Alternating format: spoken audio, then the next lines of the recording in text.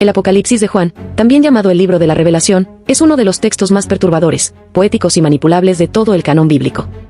Con su imaginería brutal, bestias de múltiples cabezas, dragones, cataclismos, copas de ira, ángeles vengadores y una mujer vestida de sol perseguida por el mal, este libro ha sido leído durante siglos como una advertencia profética sobre el fin del mundo. Pero, ¿realmente estamos frente a una visión divina del futuro, o más bien ante una obra profundamente política, simbólica, escrita para tiempos específicos y luego utilizada como una herramienta de poder teológico, psicológico y social? ¿El Apocalipsis habla del final, o del comienzo de algo distinto? Para entender lo que este libro representa, hay que situarlo en su contexto histórico. Fue escrito a finales del siglo I después de Cristo, en una época de persecución violenta contra los cristianos. El Imperio Romano, bajo Domiciano, había desatado su furia contra esta incipiente religión que se negaba a rendir culto al emperador. Juan, el supuesto autor del Apocalipsis, escribe desde la isla de Patmos, donde fue exiliado, probablemente por su actividad religiosa. Desde allí, lanza su obra como una carta cifrada, plagada de símbolos que sus contemporáneos podían comprender, pero que los censores romanos no sabían interpretar. Y aquí es donde aparece la primera gran grieta en la lectura tradicional. El Apocalipsis no fue concebido como una profecía universal del futuro lejano. Fue una denuncia encubierta del presente.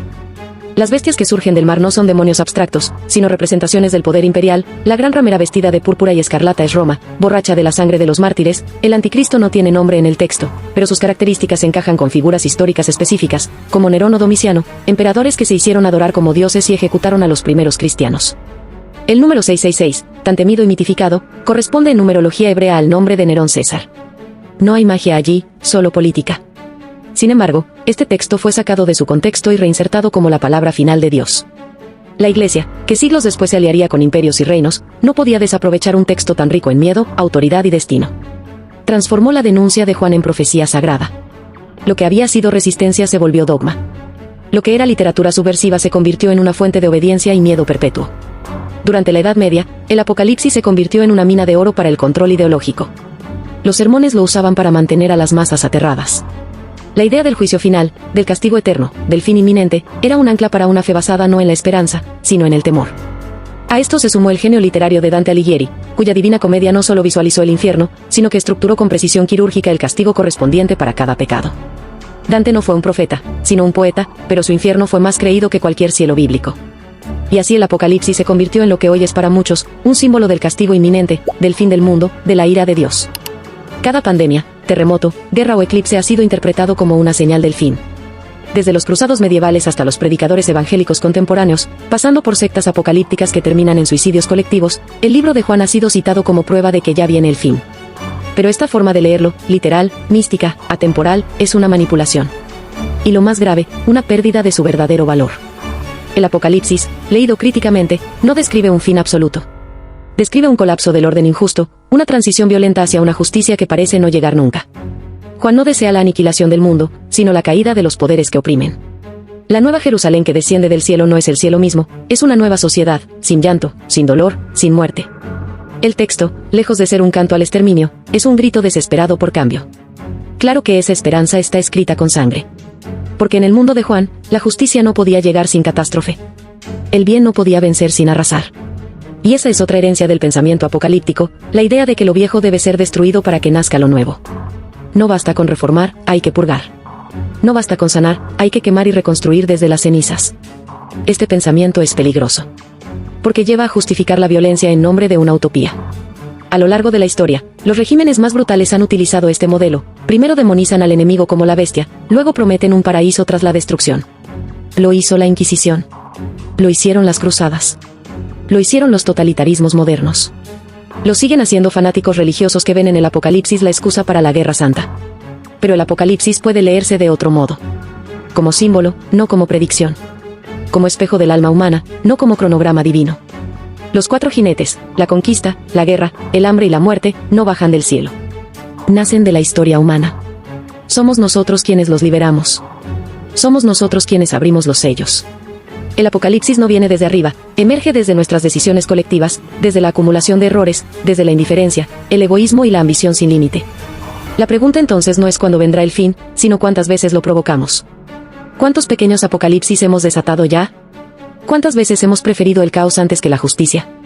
¿Cuántas veces hemos ignorado las señales reales, la desigualdad, la violencia, la destrucción ambiental, esperando señales imaginarias en el cielo? Y cuando llega el colapso, buscamos culpables afuera. Inventamos anticristos, bestias y dragones. Pero rara vez nos miramos al espejo. El verdadero fin del mundo no será causado por trompetas angelicales, sino por la inacción humana. El calentamiento global, la carrera armamentista, el colapso económico, la radicalización política, son nuestros sellos, nuestras copas de ira. ¿Y si el mensaje de Juan fuera una advertencia metafórica? ¿Y si el apocalipsis no fuera inevitable, sino evitable? ¿Y si las imágenes aterradoras no estuvieran allí para infundir miedo, sino para despertar conciencia? Muchos cristianos dirán que el apocalipsis debe leerse con fe, no con lógica. Que Dios cumplirá su palabra, y el fin vendrá. Pero incluso dentro del cristianismo, la interpretación del apocalipsis ha sido polémica y cambiante.